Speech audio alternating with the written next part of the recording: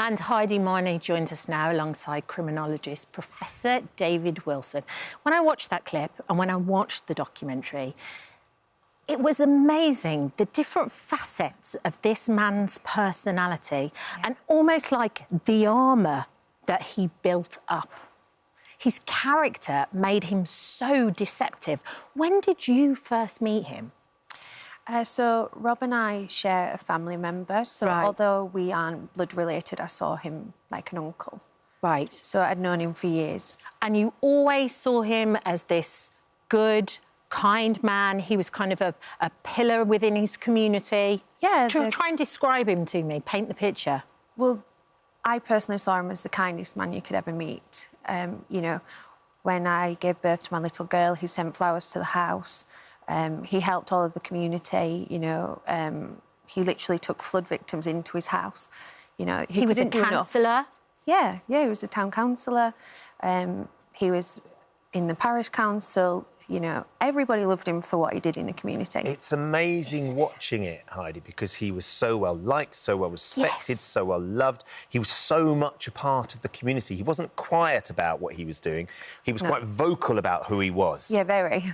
I mean, and enjoyed taking sort of the prestige and the reflected glory on lots of things that were going on. So how did your relationship become that you moved in with him? What was the step that led to that? So I'd seen on Facebook that he was advertising for a lodger, so he just had a room available. And I'd had a relationship breakdown. I'm very impulsive, so I just one day said, right, I'm leaving, and said, Rob, is it OK if I move in? I didn't intend to live there. That wasn't the idea. I sort of hoped that my ex-partner would come rescue me, essentially. Sure.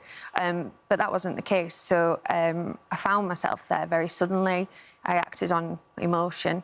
And then I realised this is my reality now. So I'll have to make the most of it and get my head down and find a home and a safe space for me and my daughter. But it was safe and it felt comfortable and you felt like the right fit for what you needed at the time. There was something slightly strange, wasn't there, when you got there? Because he ran a computer shop where he used to fix local people's computers. Yeah, I worked there for him. So you worked there for him. And his house, there was tons of computer equipment everywhere, wasn't there? So even though he presented this very polished exterior, there was something else going on at home. Yeah, he was a hoarder. There was everything everywhere. There was actually one room that had a huge living room, bedroom, bathroom that you couldn't even access for the computer, like database and things there. Yeah, it was crazy. And that wasn't the only red flag that started to show up either, because he did have this real front of deception, this outside appearance of being kind of, you know, a pillar of the community. But there were other little red flags, either when he'd had a drink or he'd talk about hot tub parties. Yeah. Yeah. What were the red flags for you? Just for me, so my daughter was living there with me too, and he would say things to her. You know, she was only 1.5, and he'd say, I'm going to make it so good here that your mummy never wants to leave. And I think, you literally know that I'm saving for our house. Like, that's all I want. Why would you even say that? And then I was looking on Rightmove, and he was like, why are you looking at that? You can't even afford to leave, you know. And I'd think, why are you mad at me for looking at a house? That's all I want. Yeah, you know? And you're just a lodger. Yeah, not in a relationship. Lodger. And there was that sense that he was projecting a relationship between the two of you to the outside world, that you weren't just his lodger, but there was something else going on, right? Yeah, so it was very covert. So he would say things like, Heidi, would you like steak for tea? You know, if we was in a farm public. shop. Yeah, and I'd think, you're giving off this energy that we're a couple, but it wasn't, you know, obvious. So it wasn't like I could say, you're making me uncomfortable, because it was something he would say, I was just asking what was for tea. But then there was a real moment where you'd gone out on a date and you'd walked down a road where you knew there was no chance of him driving past or knowing or whatever, and he knew where you were. Yeah, so when I had mentioned about dating, because I'd had nearly a year off of it, he was very funny about it. So when I went on this date, I didn't tell him I was going where I was. And he texted me saying, weird, I swear I've just seen you in Leeds. And I thought, there's physically no way. I'd driven to an underground car park. There was no way he'd saw me. And so I immediately started to panic, like, you know where I am. How do you know where I am? And then what did you find out? That he attached your phone to your computer? Yeah, so because he owned a computer shop, I purchased a Mac second-hand, and he tracked me via my Mac. So it said, Heidi's MacBook tracked you, 2 minutes before he texted me. So this starts escalating now. You realise there's something sort of seriously going wrong here. Yeah. So how did you move things forward from there, Heidi? How did you approach him about talking about this, and how did you discover the surveillance equipment as well? So I basically confronted him about it. He said, I was in Leeds, and I said, well, you own a computer shop, can you tell me how my MacBook tracked me then? He basically denied it. I have a family member who works in the police. She said, he's acting like a jealous boyfriend. I see this in my job all the time. I want you to check for cameras. And so that's what I did, and that's what I found. And you found cameras. What's that moment like, Heidi, when you realise there's cameras that were specifically designed not to show the red light, so you can't see them, and they've been recording everything? This was in the bathroom, in the bedroom? It wasn't in the bedroom, no. It was just in the bathroom. In the bathroom. There was one in his bedroom now. But I froze, if I'm honest, because in that moment I thought, what happens now? Like, you are the town councillor. Everybody loves and adores you. I love you and adore you. Like, there must be an explanation for this. How can I accuse you of this? So I went full protection mode of him in that moment. Like, I can't call the police. Yeah. So somebody did on my behalf. Yeah. They seized all the evidence. They took him. Then he did a runner to Cape Verde. Yeah. He went off there too, but in the end he came back.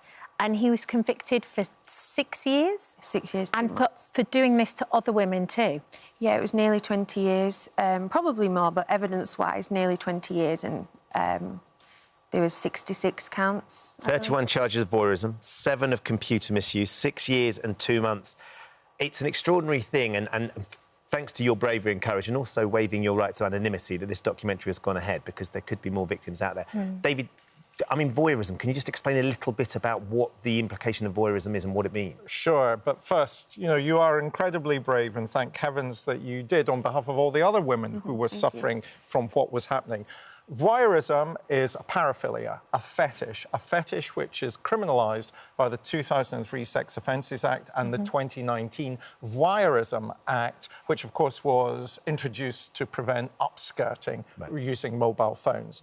And effectively, this is when it is usually a man that's a voyeur, as opposed to a woman. It's usually a woman who is the victim of a voyeur. And so this is when a man watches or records a woman who hasn't given her permission to be seen in an act which is essentially private. So when you're in your bedroom, when you're in the bathroom, when you're defecating. And so often the voyeur will pleasure himself in the act of watching, and sometimes records so that he can watch the recordings later at his leisure. And quite often this is a kind of gateway offence almost, isn't it? So we're really worried. So criminologists, psychologists are really worried that there could be a gateway between what would be seen as a non-contact offence, they're watching, and then making a contact offence, they're actually touching, raping, harming. And of course, we have some high-profile victims, Libby Squire, Sarah Everard. Their murderers engaged in non-contact offending. In their case, it was indecent exposure, but then they go on to murder. Some voyeurs, though, are not interested in actually having a physical contact with the victims that they are spying upon, because that would bring with it complications. You know, they would have to...